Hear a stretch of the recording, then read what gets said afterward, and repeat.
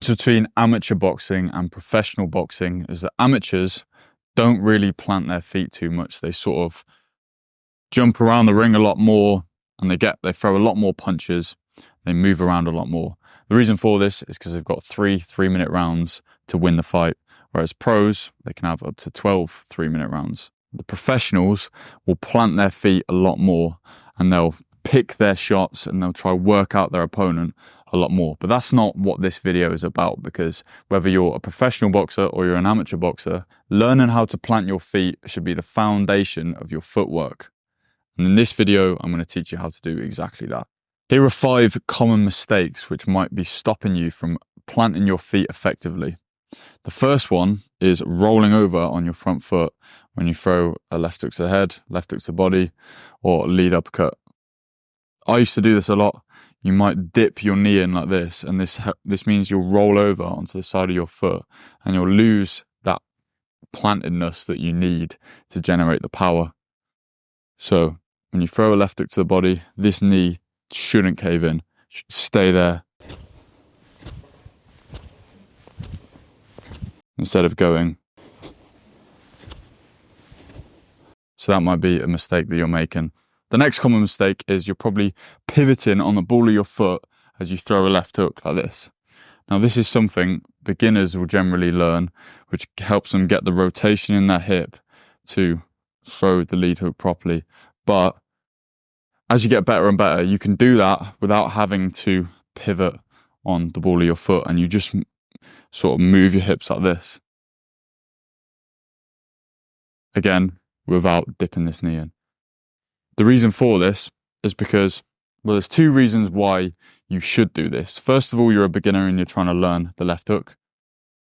But second of all, if you're walking someone onto a left hook, or you're throwing like a sort of check left hook, then you want to throw all this weight to the back foot, and then pivoting just sort of helps you bring it round.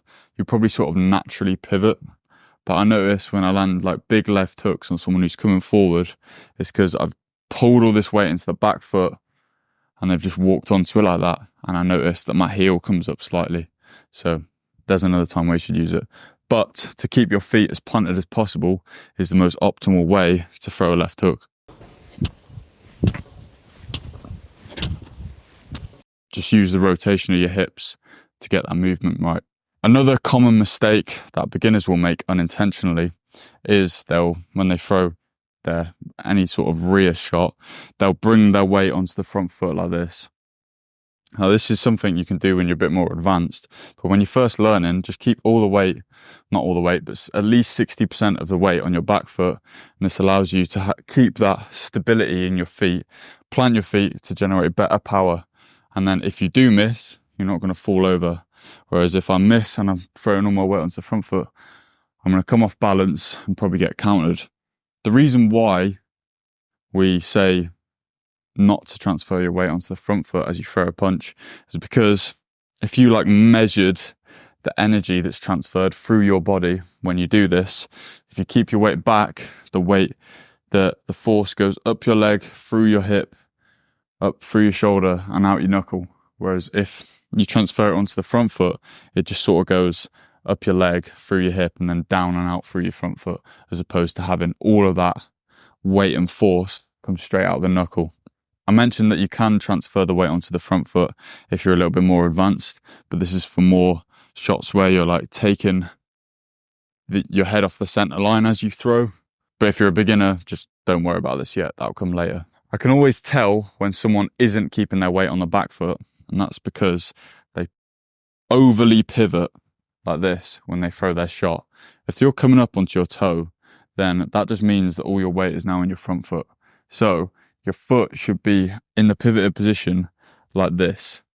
All the weight is still there, but I'm not over rotating like this. Obviously there's no stability in my back leg now, and I'm not transferring the weight over onto my front foot by pushing up onto my toe.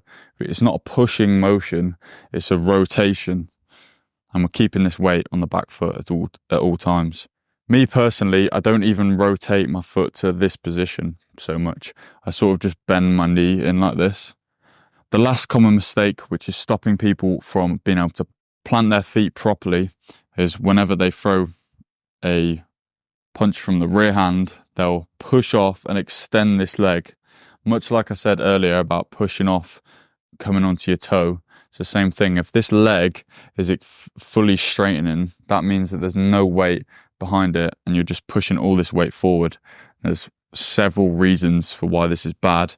Of course, you're not planting your feet and you're not getting that full power and that weight transfer going all the way to the knuckle. But if you're pushing off like this, not only do you not have any stability, but now your head is further in range. And as a general rule of thumb, you're not really meant to bring your head past your front knee. So if your head's always behind your front knee, it shows that you're not fully extending this leg and that you're not coming forward too far. You're keeping the weight back, keeping the knee bent and just rotating the knee instead of pushing off like this. It's a rotation, not a push. So we talked about all the mistakes you could be making which are stopping you from planting your feet. But here's how to plant your feet properly. Starts off with thinking about gripping the ground with your feet. This means that your feet aren't going to be loose. They're not going to be moving around like this. They're going to be gripped on the ground.